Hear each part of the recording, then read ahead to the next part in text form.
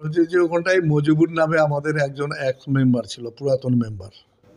কারণ ওর নামে কোনো কেস কামারি নাই। পুলিশ এসে ওখানটায় ওকে উঠাইছে। ওখানটায় যে একটা সিভিক পুলিশ আছে না, আবুলের সঙ্গে ওর অনেক দিনের শত্রুতা। ওই আবুলেই এগুলো করাচ্ছে আর কি, পুলিশকে ভুল বুঝায় নিয়ে এসে ওকে ধরাইছে।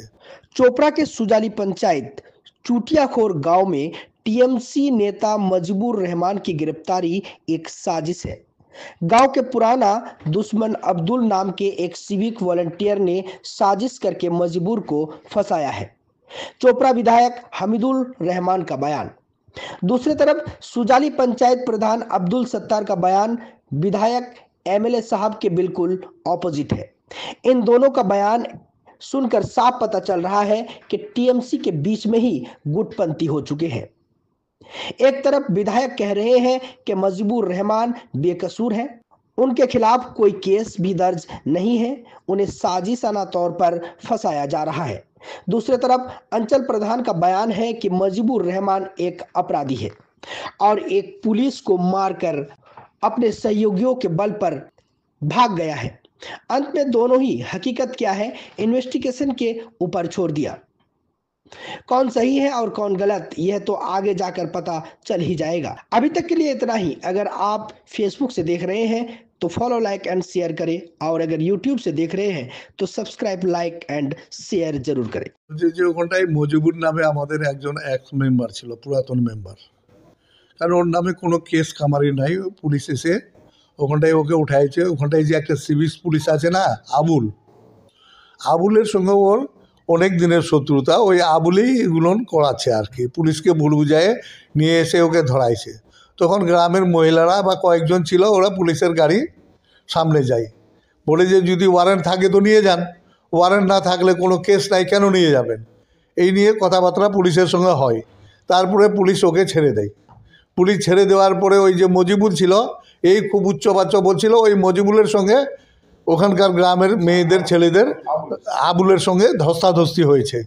এই নিয়ে পুলিশ এসে একতরফা মার ডাং করে নিরীহ লোকদেরকে পুলিশ উঠাই নিয়ে গেছে।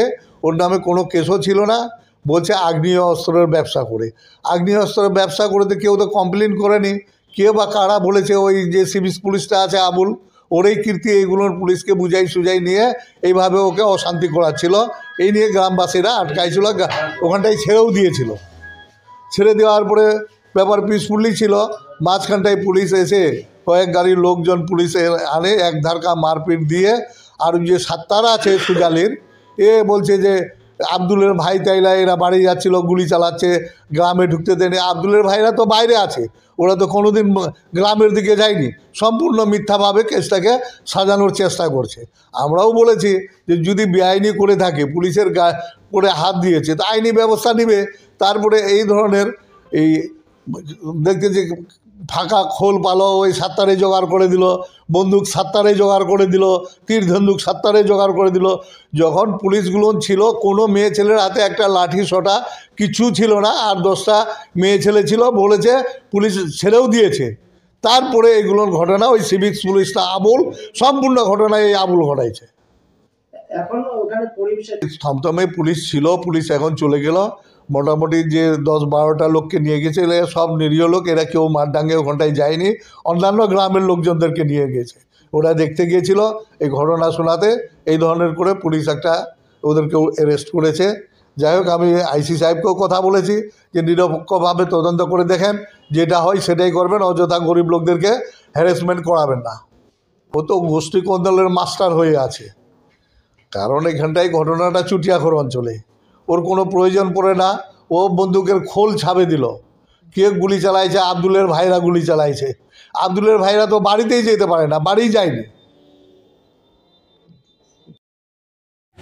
কি হয়েছে এখানটা আপনাদের? দেখেন না, কালকাপুরে রেড হচ্ছিল পুলিশের, ঠিক আছে। ওখান থেকে কিছু দুষ্কৃতীরা যখন এখান থেকে ভাগে আসে, তারপরে এই গ্রামে ঢুকছিল সামান অস্ত্র নিয়ে। তারপরে এখানে বিরোধ করার সঙ্গে সঙ্গে ওরা এদের উপরে আবার ফায়ারিং চলায়। তো মাঠে যেগুলো ছিল শুয়ে গেছে, সেই জন্য করেনি, কয়েক রাউন্ড ফায়ার করেছে। মোটামুটি এখন 6 থেকে 7 রাউন্ড, ওর মধ্যে 4টা কভার পেয়ে গেছে। আমরা পুলিশকে দিয়ে দিলাম, পুলিশ নিজেই তুলেছে, ওনারকে আমরা দিয়ে দিলাম।